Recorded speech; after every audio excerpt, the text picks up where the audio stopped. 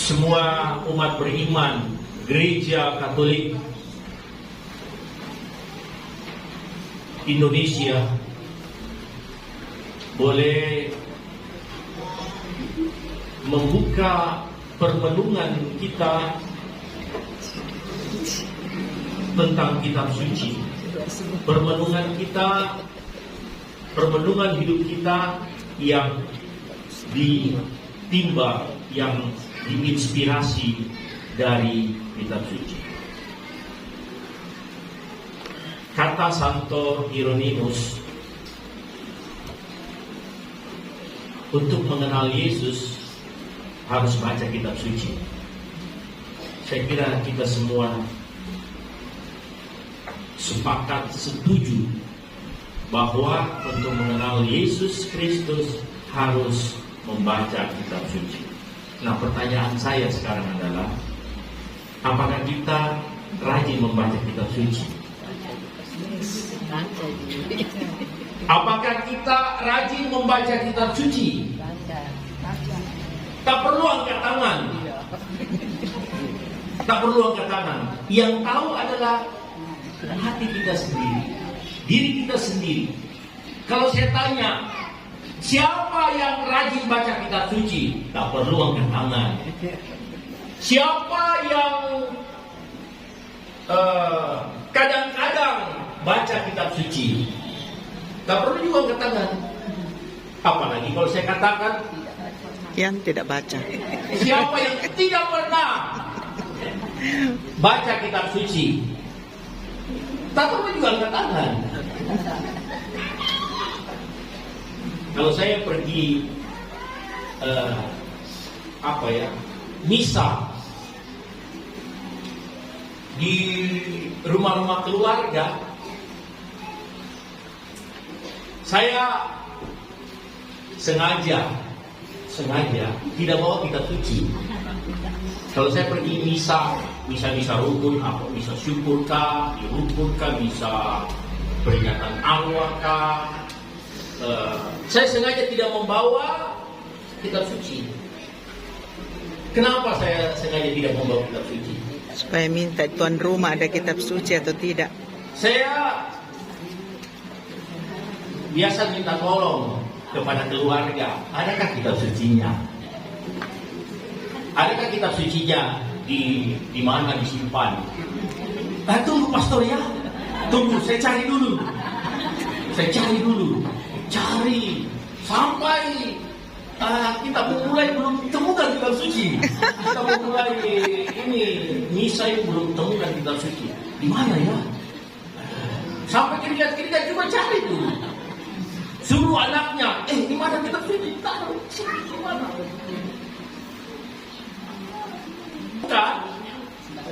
Masih baru. Masih baru. Berdebu. Tapi biasa dari sebelum kasih lihat pastor di sini, kebas kitab sucinya. Artinya apa? Tidak pernah dibaca.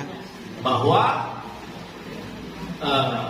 keluarga itu tidak pernah baca kitab suci. Ya, jarang atau bahkan tidak pernah membaca kitab suci. Ya. Ada Saya tidak tahu Bapak Ibu yang ada di sini, adakah kitab suci di rumahnya masing-masing? Kalau ini boleh angkat tangan. Angkat tangan yang punya kitab suci di rumah.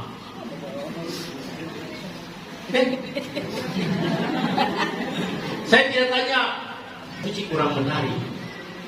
Karena apa? Tulisannya sudah kecil-kecil. Ini kita ini orang tua ini, mata sudah ampat. Sudah susah ini membaca tulisan-tulisan kecil. Lalu dikeluarkanlah edisi baru dengan tulisan agak besar-besar. Tapi juga mungkin sudah mulai orang membaca kitab suci. Ya. Lalu untuk anak-anak, kurang menarik itu, tidak ada gambar-gambarnya.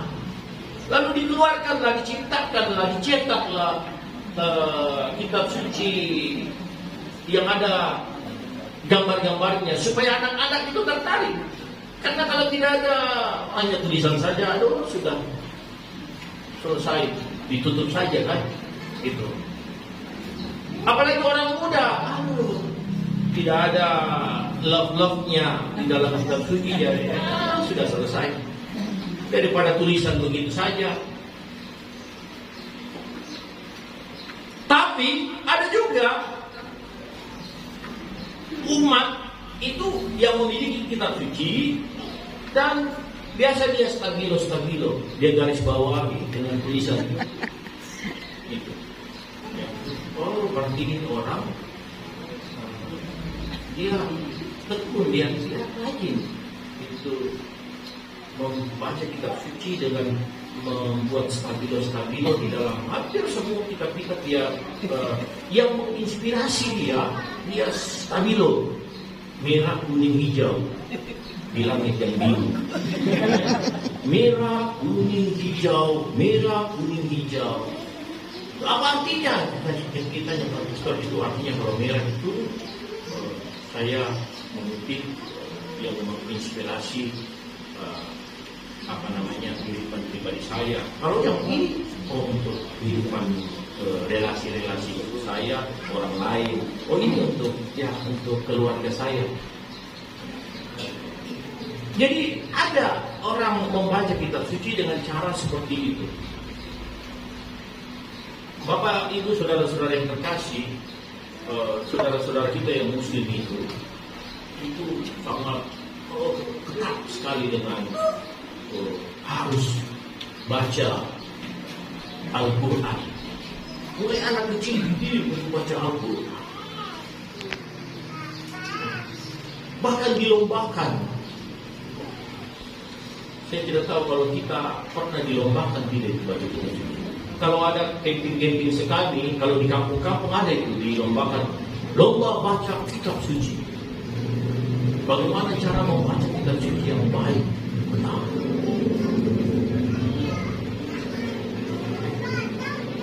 Dan bagaimana kitab suci itu dirangkai menjadi untayan-untayan, ayat-ayat itu dirangkai menjadi untayan-untayan yang menginspirasi kehidupan manusia. Dan masih banyak hal-hal yang sungguh kreatif yang membantu kita untuk semakin mencintai kitab suci. Memang hanya tulisan-tulisan, tetapi bukan hanya itu yang sekedar tulisan, tapi itu adalah hidup, menghidupkan. Karena itu Yesus yang hidup, yang berbicara di dalam kitab suci adalah Yesus yang hidup, yang menggerakkan kehidupan kita. Tapi kalau tidak sama sekali, sudah. Bagaimana kita bisa fight, bisa kuat di hadapan orang-orang saudara-saudara kita yang Protestan, yang sekali keluar pastor, kita susah ini mengkanter ini. Apa maksudnya kita ayat ini dari saudara-saudara kita yang Protestan? Ya, kita tidak bisa jawab apa-apa. Ya, karena apa? Hanya kegiatan kita datang Ekaristi saja hari itu, datang doa, setelah itu terima komuni, setelah itu dapat berkat, pulang, ya, entahlah apa dibuat di rumah, mungkin bekerja lain, bekerja apa, sehari-hari kita bekerja. Tiba hari Minggu begitu saja siklus kita, kehidupan kita, begitu. Kalau saya survei, mungkin hanya berapa persen saja yang belum ada yang mencari kalau ada orang yang penelitian itu saja mau cari gelar profesornya mau cari gelar apa. Survei tingkat kecintaan orang Katolik terhadap kitab suci. Ya. Banyak sejumlah alasan-alasan sehingga apa yang dikatakan Santo Hieronymus untuk mengenali Yesus Kristus, bacalah kitab.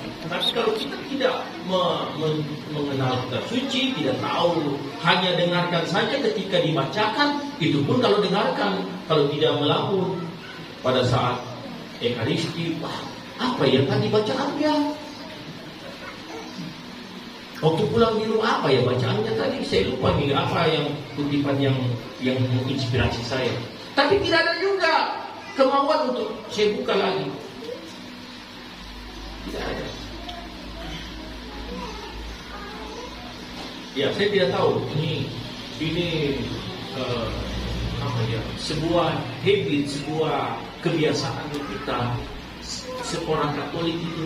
Ya, memang apakah karena tidak biasa kita tidak usah kita di gereja bawa kita suci. Ya memang kita ketika kita mendengarkan sabda Tuhan kita tidak sedang membaca kitab suci, tapi mendengarkan kalau kita di gereja mendengarkan kitab sabda Allah. Allah bersabda kepada kita. Tetapi ketika kita pulang kita membaca kitab suci. Saya kira kita tidak perlu banyak diajar lagi tentang ini karena kita sudah banyak makan garam tentang ajaran-ajaran Kristen, kekristenan kita, mendapat katekesi, evangelisasi, kitab suci, ya, dan macam-macam itu. Banyak juga kelompok doa, ada kelompok karismatik di sini, ada sel-selnya merenungkan kitab suci, ada pelatihan mungkin bagaimana mengaplikasikan bacaan ini di dalam kehidupan kita, atau bagaimana cara membawakan renungan firman, membawa firman. Orang pada takut semua, orang pada tidak mau. Kenapa? Tidak mau, tidak bisa menguasai, sekurang-kurangnya bisa menghafallah beberapa kutipan kitab suci, ayat ini. Ya. Kalau saudara-saudara kita pasal ini berbunyi demikian, wah, kita langsung tidak pilih. Ya. Dan inilah kelemahan kita seperti dalam gereja Katolik. Ya. Kita akui itu, ya. Tapi jangan kita tertinggal diam, tidak bisa buat apa-apa. Maka dengan adanya gerakan-gerakan komunitas dengan MGA, mari baca kitab suci, ini sudah kelompok yang sudah besar ini. MGA semua paroki ada, ya. Saya kira semua paroki, dan ada kelompok kelompok WA-nya mungkin ya Pak ya. Sudah ada kelompoknya itu. Mulai baca kitab Perjanjian Lama, dari kitab Kejadian sampai kitab Wahyu. Berapa kali?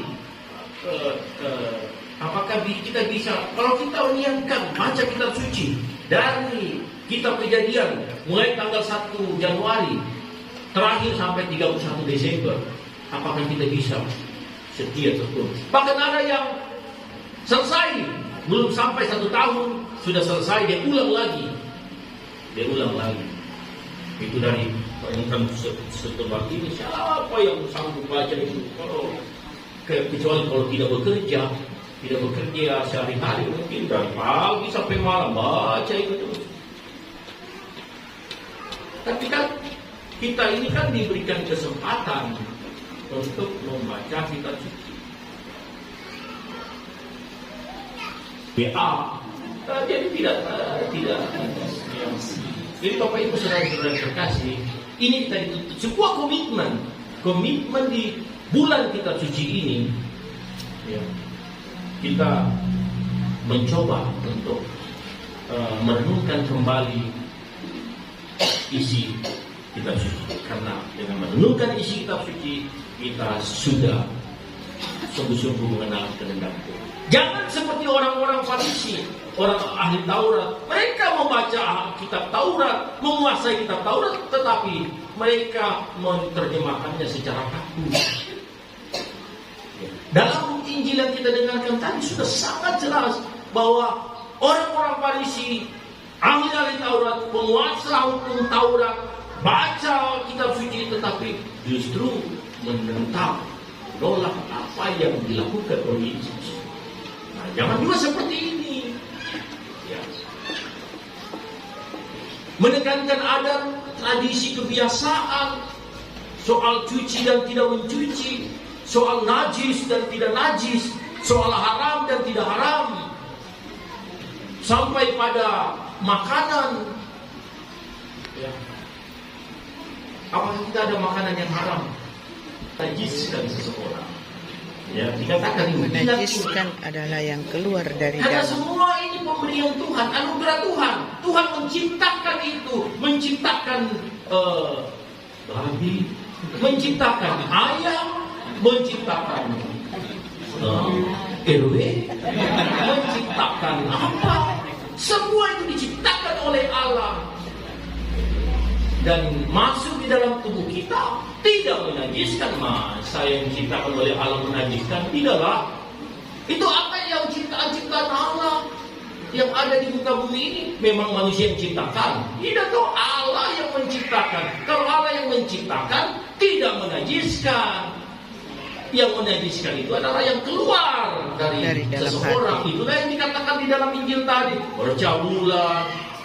Ini hati ini adalah persimpangan antara kejahatan dan kebaikan. Sekarang kita mau pilih yang mana? Kalau semua dikuasai, hati kita dikuasai oleh percabulan, persinahan, kejahatan, iri, dendam dan seterusnya, maka hancurlah kita, hancurlah hati kita. Tidak ada faedahnya. Biar kita sampai keringat dingin, sampai keluar air mata kita membaca kitab suci, tetapi hati ini tidak mampu mengolah yang baik untuk keluar, ya, untuk keluar, maka itulah yang mengharamkan, itulah yang menajiskan kita. Bapak Ibu saudara-saudara yang terkasih, ini tidak susah, tidak sulit, hanya soal bagaimana kondisi hati kita saat ini, besok dan lusa dan seterusnya, itu selalu memberikan hal yang baik, yang keluar, yang baik, yang itu yang kita halal bagi banyak orang. Sehingga dengan demikian permenungan kita tentang kitab suci dan seluruh perilaku kita itu satu kesatuan yang utuh antara kitab suci, apa yang kita baca di dalam kitab suci, dan implementasinya keluar. Jangan berpikir apa yang masuk, semua enak yang masuklah. Minuman juga enak masuknya, tapi yang tidak enak keluarnya. Keluarnya itu lewat tindakan. Kalau sudah mabuk itu kan keluar, ya. Sudah memukul orang, sudah memukul istri, sudah mengeluarkan kata-kata kotor, itu yang keluar. Itulah yang menajiskan, itu yang membuat dosa. Kalau kalian bapak-bapak yang suka minum miras, tahan itu, tahan untuk tidak mengeluarkan kekerasan dalam keluarga dengan orang lain, ya tenang-tenang saja, tidur saja. Walaupun ada akibatnya sakit, walaupun itulah yang mengakibatkan semua apa yang keluar, itulah yang membuat kita semua jadi susah.